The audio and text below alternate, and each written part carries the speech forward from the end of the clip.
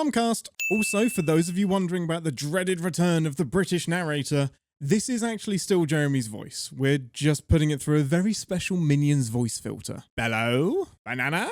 Opening with a rewind through film history to trick me into thinking that this film actually cares about film history. You don't like member berries? Also, the Universal theme as we know it did not play over this logo until 1997. And hiding that by putting it through an old-timey filter is highly disrespectful to whichever old dude wrote the OG track. Seemingly trolling Disney shortly after they lost the copyright to their 1920s cartoons, but not putting a pair of mouse ears on one of these little popping pills to go all the way. Also, this trip down nostalgia logos lane made me wonder why Universal didn't riff on their own animation triumphs. Perhaps it's because they didn't release an animated film until 1959. Or perhaps it's the 7-year gap between that and Pinocchio in Outer Space. Oh yeah, look that shit up. Actually, this makes perfect sense.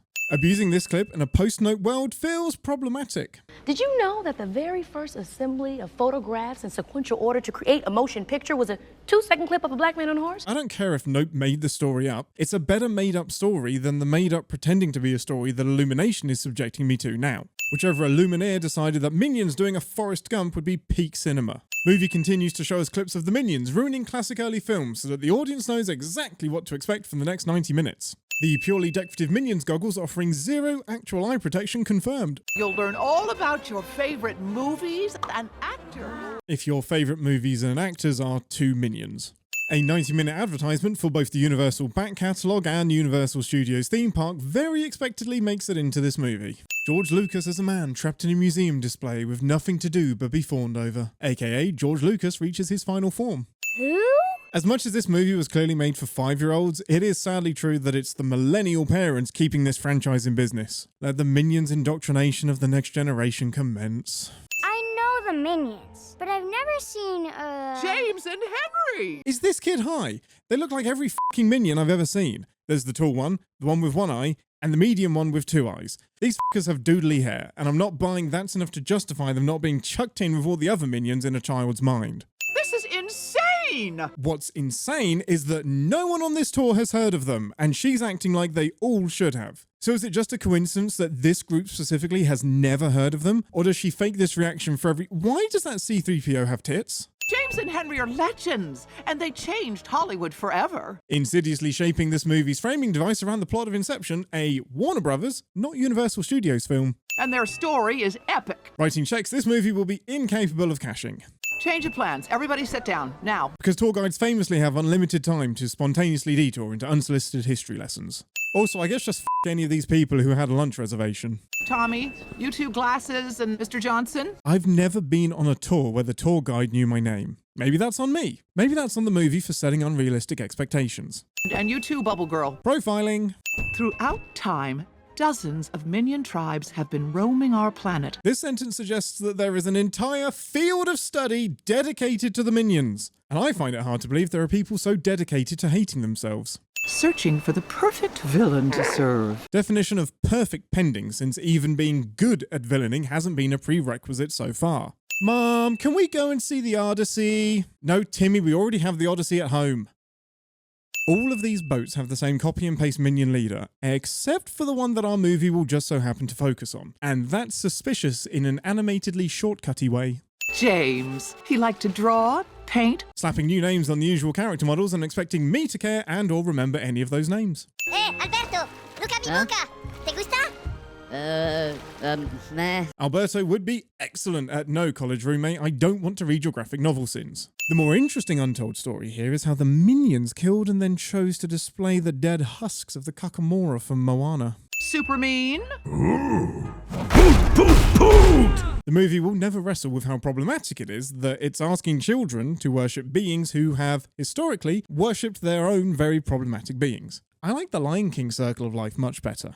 Also, I question the logic of building your house so close to a giant Cyclops habitat. No, this isn't victim blaming, this is Cyclops-splaining. Just making sure I'm being cancelled for the wrong reason. To show their new master how much they cared, the minions did everything for him. I'd love to know how he communicated a desire for this giant stone house, dragon heads, and random pottery through a series of poot. Also, this movie attempts to be the most overt advertisement for slavery in an Oompa Loompa fanfic franchise yet. Discuss.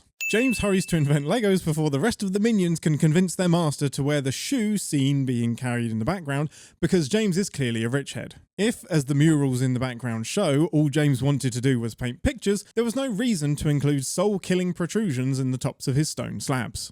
Also, James not realising that simply existing before Lego is not reason enough for Lego to not litigiously litigate his little lemon life. If the relatable Lego in foot joke doesn't land, and the conveniently placed and conveniently sized Morning Star up the butt gag doesn't either, then surely combining the two into a suddenly much larger Lego up the butt howler will give the audiences what they're looking for. Also, this is so clearly an homage to the Sideshow Bob walking into multiple rakes scene from The Simpsons, the earliest known recording of slapstick comedy. I feel like claiming the Minions invented modern cinema is not helped by also claiming they invented butt stuff.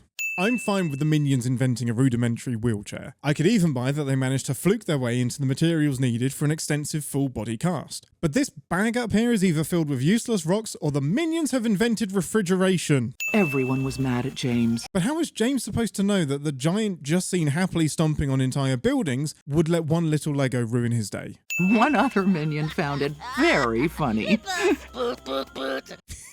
No! I refuse to even begrudgingly like one of these interchangeable banana-guzzling Tic Tacs just because they seem to have an upbeat attitude about the absurdity of serving ignominy to evil idiots. You can't make me like stuff. I guess the Mean Girls minions didn't want help rowing, but I'm not going to feel sad for James that he's refused the opportunity to do miserable work with a miserable benchmate. Henry. Everyone knew James's name when they were bullying him a minute ago, but somehow these two members of the same lost tribe of boat minions have never met.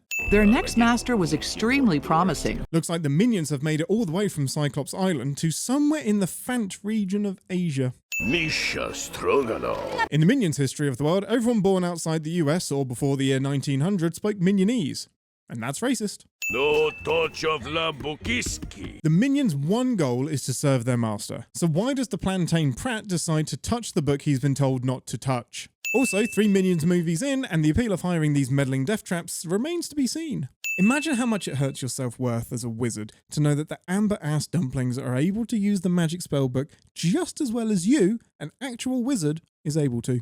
If the wizard leaves his Magic Mega Destruction book unattended with a bunch of sentient yellow suppositories, and then rushes into the line of Bunny Scorching Fire without even learning the Command Z spell, then that's on him. James and Henry's friendship became stronger that day. Because there's no bond like the bond of involuntary manslaughter? He's a friendly minion who is a bit hard of hearing. They came up with a way of communicating with each other.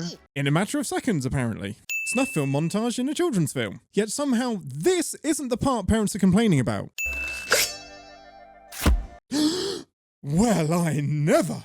Also, it turns out the MPAA hates the British so much that this is the only way you can get an actual decapitation into a PG movie. PG! But after a while, they couldn't find any more evil masters to serve. Assuming there was any point in humanity's past where there was a total absence of evil masters means they weren't looking hard enough. This is some absolutely insane revisionist history unbecoming of an Illumination movie. For a very long time, the minions wandered about, tired and losing hope. Maybe they should stop searching through Arctic tundras and barren deserts and try someplace where the actual people are. And that very bossy minion there, that's Dick. The Minions' eternal quest for a new head to service would come to a quick climax if they only realised they were already being led around by their own Dick. Henry thought long and hard about Dick's remarks. So we're just done with phrasing, right? The disregard for physics that resulted in the sunny side up eggs flipping mid-pratfall for the sake of this iris yolk joke. Also, is he cooking 2 goddamn eggs at a time for all these minions? It would take all day to get through breakfast. Dick saw something that would change the minions' lives forever. Or at least until the credits roll, which does in this case feel like forever. The Flintstones logic of this cart situation should not be ignored. This is in fact worse than running alone. Now they're carrying their own weight plus the weight of the cart. It doesn't physics. If we follow the rules, it's still fun and it means something. I could spend several hours, and likely will, listing all the references in this movie. But this Captain America one is so thin, I shall only dignify it with a mildly perturbed sigh. Speaking of the Winter Soldier, either this man's arm is made entirely of metal, or this volume of minions is so light that they should be canonically hollow. That rumble in the soundtrack you hear is Charlie Chaplin shifting in his grave as he realises he's acknowledged as the one who threw a wrench in comedy that inspired a century of stupid blockbusters to follow. Also, nitpicking time, campers! This movie largely takes place in the 1920s, while Chaplin's Modern Times wasn't released until 1936, meaning that the minions aren't stumbling onto this film set, but apparently his literal place of work, which presumably inspired the movie he would go on to make, which is bullshit. This Harold Lloyd reference actually is in the right window of time, except the location is totally wrong and there's no forced perspective set where there absolutely would be. So far, we're firmly shifting out of homage and into, hey, we know movies, look at this thing we animated. The minions being behind this famous stunt is pretty perfect. I mean, taking credit for an actual genius's work might be the most accurate representation of Hollywood this movie ever presents. The minions seem awfully concerned about protecting lives for a group of beings who swear their whole purpose is to serve the greatest evil they can find. This guy clearly graduated from the Clown College campus of the Prometheus School of Running Away from Things. What the fuck are Chaplin, Keaton and Lloyd doing here? How did they get ahead of the train? You should still be hanging from a clock of force perspective, sir.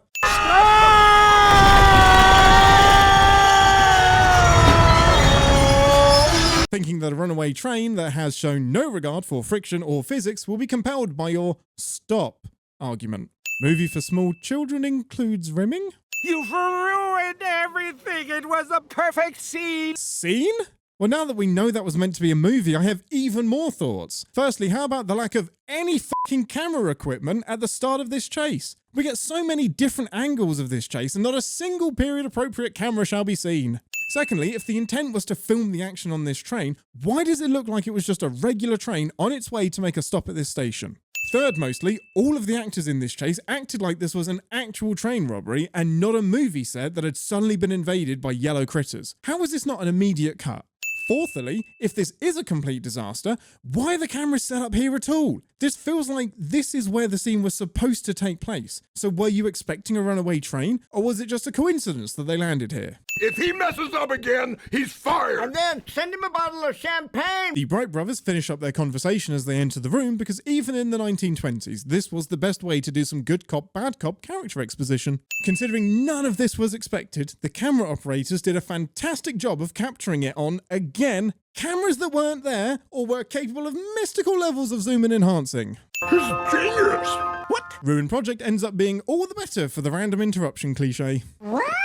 Those sickly children! Oh, they're fantastic! They have to be in every shot of the movie. The commentary on Hollywood producers latching onto a popular thing and then milking it until the heat death of the universe is not lost on me. But I do think it's an irony that's lost on the 7th installment of this franchise. Sam, Elwood? would you mind playing it? For fuck's sake, Casablanca wasn't until 1942. The fuck are we doing here, people? Not respecting the flow of time, that's what. The 19th Amendment gave women the right to vote in 1920. So if they're still marching and campaigning, we must be in 1920 or earlier, which makes most of the references so far even more confusing. I'm beginning to think this movie cares very little about being historically accurate.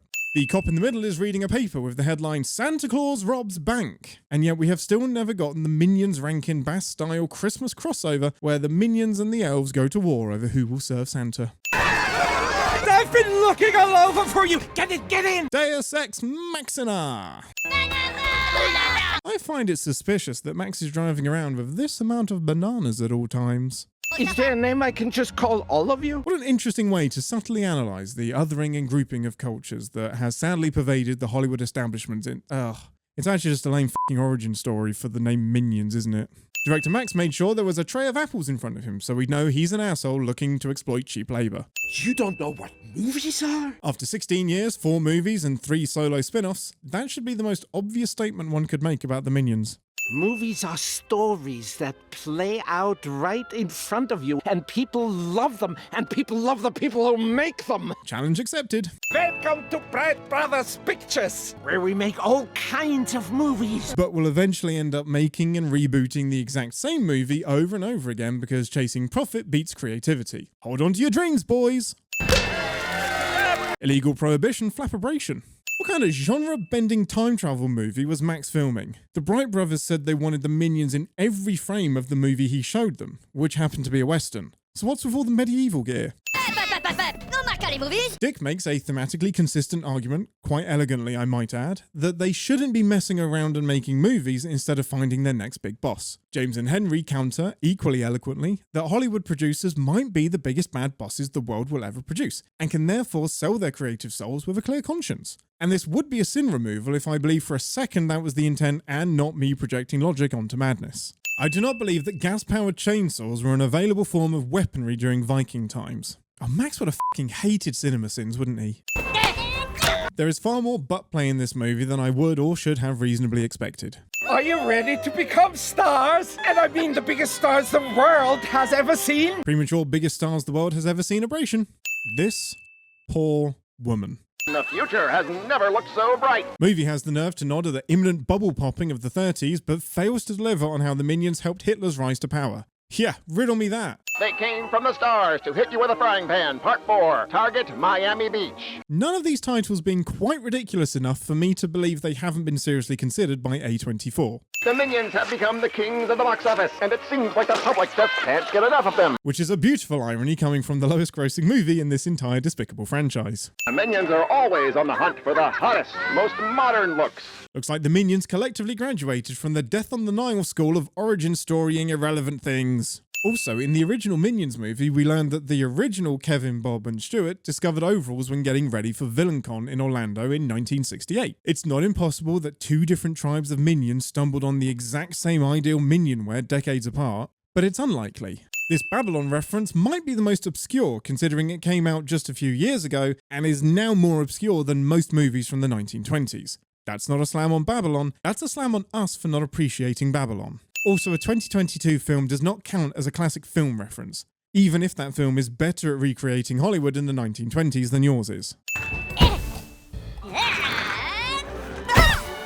And the Oscar for makeup and hairstyling took that personally. James demonstrates he's arguably better behind the camera than in front of it, but will be fired with all the on-screen talent anyway. It's an award given out to the best films and filmmakers. If this movie is set in 1927, then the Oscars won't be a thing until 1929. And even then, they weren't being talked about in this aspirational way. The only thing it was aspiring to do at this point was dodge those pesky unions. Also calling this an Oscar, a real and famously man-shaped award instead of a Bananska or Oscnana. From now on, our movies are gonna have sound! And the best way we could think to tell you about that was by secretly turning up with a bunch of sound equipment. Surprise! I have a very good feeling about this. Which is weird because he should have a good feeling about this, but will be proved wrong. At least half the fun of the minions are the dumb fucking noises and quasi-Spanish minionese nonsense word salad they spew. And yet the movie will quickly show us that the audience will reject them for this very reason. As if Charlie Chaplin's movies couldn't have possibly benefited from an occasional Hello? This will be great. Now he should know better. Fred here is completely miscast. Why is Max trying to squeeze this ludicrous lemon into some noir hum minion-free Bogart role? My mother warned me about men like you. I find that very unlikely. Piñata. Carbonara. Lasagna. What? What? Being surprised that creatures you have never heard utter a coherent sentence do not suddenly begin uttering coherent sentences just because you've given them cue cards. Poop. Still makes more sense than Rosebud. This is a disaster! We've lost millions! Mostly because you seem committed to changing the genre of the movie and assuming that would change their ability to speak English. Plastique macado do pignouf la cardamone. Language, James! There are children watching. Here, let me clean this up. Plastique macado do pignouf la cardamone. Much better. Mbappé les Platini. See, there's your problem. The Bright brothers have never heard of the soccer celebrities you're referencing here, because neither of them have been born in 1927. Sad shuffle skip. Okay, this is the perfect time to do a Singing in the Rain. The minions will struggle with the transition from silent features to talkies because of their ridiculous voices. Sure, but that feels a bit reductive, sir. Can we do anything special with it? What if we literally made it rain on them? Genius! Oh hey, you remember Ed, the first deaf minion? The movie just did. Hey, Victor. Good night. Good night, Peter. Hey, Nick. Good night. No one will be seated as the minions say goodnight to each other for all the John Boy Walton sometime. Un movie des Minions. Con monsters. Freddy Tasty Lasagna! Confusing poster design for storyboarding. Minions no maca movies. Citation needed. Alles good? Demonstrating yet again that, unlike my brain cells watching this movie, minions really don't ever die. A crew? No. No crew either. If only you had dozens of buddies who thrive on menial labor with no thanks or need for payment. What would the collective name for them even be? You will need a fantastic, very cool monster. Ed snagged the Book of Monsters from the Wizard's Place and has apparently kept it on his person for the centuries that have since passed. Is he the real wizard all along? It was a gift from my father, my first camera. Max gifting what I can only imagine is his most precious possession to James really stamps all over the attempt to do a The Fable Minions. And remember, a very cool monster movie needs a very cool monster. It's like this very movie is screaming at itself from the future it is doomed to create. Reminder there's a framing story jump scare. I am Dort. The 24 hours the Earth stood still. Sorry, I thought we were just naming famous things and changing a small part of them. And I was sent here by the Supreme High Ruler to judge this pathetic planet. I don't know, man. Sounds like you've already judged it. Dort is going to invade Earth and enslave humanity! He will not. He will find a group of minions, fall in love, and help save the day. Which is weird, because that's not his job. Was this level of overcandling specifically required by the spell, or are we confirming that the minions are also to blame for that very specific Hollywood trend too? To be fair to the minions, this is some bullshit on behalf of whoever drew this book. Even the bunny was a pretty accurate representation of the bunny they actually summoned. If only every element of this movie was this self-aware. Abisi, tú le queremos tras? Monsters? You want big, scary monsters? How the f*** does he speak minionese? You need monsters for your movie! How the f*** does he know what a movie is? I know the perfect monsters for you! I'll take you to them! But what about the book? It still works. They know at the very least that the bunny thing is in there. They just got unlucky that they summoned the upbeat spawn that came from Squidward f***ing a flubber. Don't get me wrong, I'm glad this isn't a baguette, but who the f*** is going to the store for 3 leeks? Any reminders of Despicable Me 4 is too many reminders. Wubble, wubble, wubble. It's not that I hate fun, I just hate fun that isn't fun. This shark could and should have devoured this boat in one chomp. I guess it got distracted by being just as excited to do a Jaws as the movie hoped we would be excited about it doing a Jaws. I'm curious, what was Dort's people's flag before they invented spaceships? Or did they only decide they needed a flag after they left their planet? Yes, the 52-minute and 43-second mark is precisely where my mind started to wander off. He didn't even say poot poot poot. No, you can't kick that kid. Any meet cute that begins with child abuse intervention. I originate from the planet Metlar, near the G45T system. Expecting someone to know where your planet is based on a mapping system that your planet created. Give women the vote. No, the Bechdel test does not count pandering. Also, the fact that they are still being forced to march for the right to vote 7 years after the right to vote was given to them might be the most accurate commentary in the movie.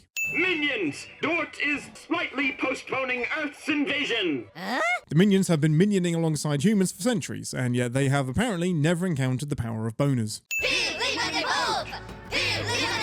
The fact that the minions are designed to follow an evil boss and are now joining the suffragette movement is problematic in a way I'm not sure the movie was ready to wrestle with. The fact that Please Do Not Thaw was an afterthought deemed not important enough for a full redo. Oh come on, you could at least riff on one of the good Godzilla movies. If whoever wrote that sign outside was serious about not thawing the monsters, they probably should have done something about this button that activates a tuning fork and immediately de-thaws the monsters situation. James! Sila loco! Le monstra! Bada! The monsters being bad is somehow a surprise to Henry, unless he was assuming that the spellbook had a chapter dedicated to Sag Monstra. Hey, you guys know Lady and the Tramp, right? It's that, but minions! Laugh, you fools! Also, I don't know how much that mountain of pasta cost, but I'm pretty sure you could have funded a small independent film with that budget. Debbie never once asks more if these creatures are his children, slaves, or employees. All the evidence suggests that she just accepts their presence as the most normal thing in the world. Yes, I'm aware she's also dating a man in a full robot costume, but the employee-slave-children thing still feels weirder. The minions walk away with all the cuddly toys, as if pummeling this man led to victory. It did not. There are still multiple cans standing and, I'm sure, an assault charge. The boldest claim this movie makes is that the minions were also present for the dawn of the furry movement. Ooh, is this where you make movies? It sure is.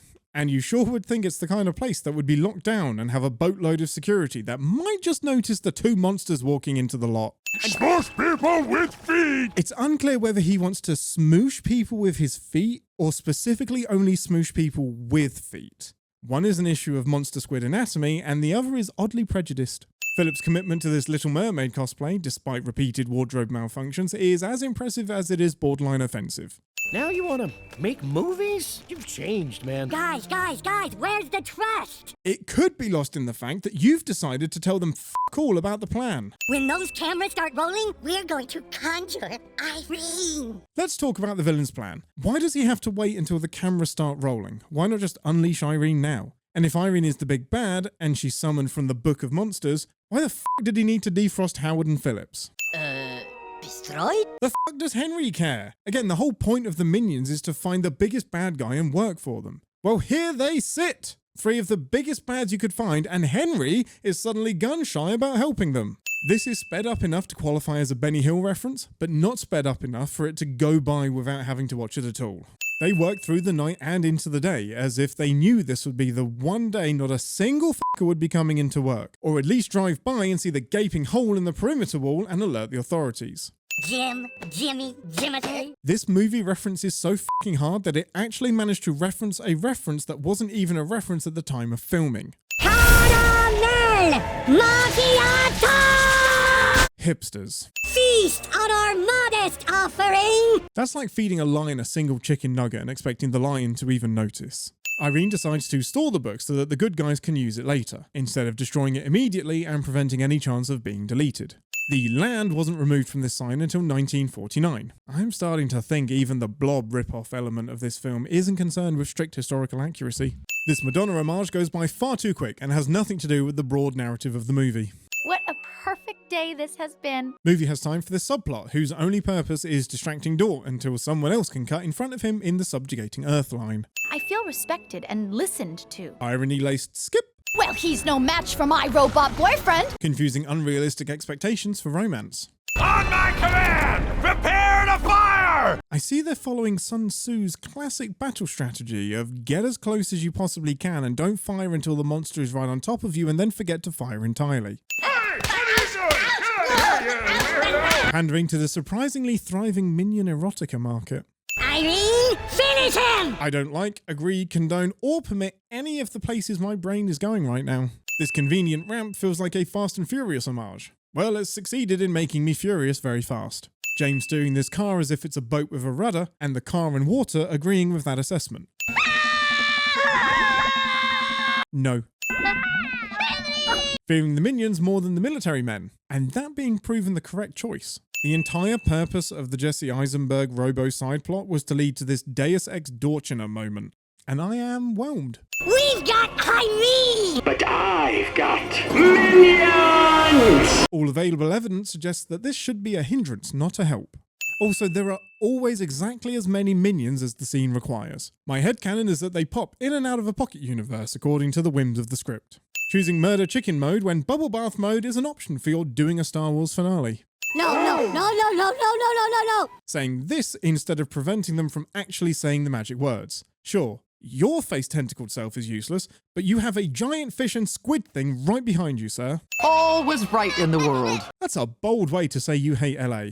And get this, Ed had never stopped filming. But since he appears to have been on the ground the whole time, and only had the one camera with 15 minutes of film, all the footage was essentially unusable garbage. Which is precisely why we're only celebrating James and Henry in this exhibit. Movie cheerers. I have questions. Who carried the couch? When carried the couch? Why carried the couch? Fun for the whole family! This works. The fact that this is a movie within a movie means I could forgive a lot of the supposed sins around historical inaccuracies. And yet I will not. Ooh. Well, at least this final reference means there is literally no other stories left to tell with the minions. It's done. Finished. Over. No more movies. I said no more! The only way this film could add a third female character was to weird magic one at the very end. As the credits finally roll, I'm left realizing that someone really crafted a fun, if anachronistic, tribute to Hollywood for the first half of this movie. And then looked at the second half and thought, f*** it, monsters. Thinking your movie can't be complete without some post-credits gratuitous crudity.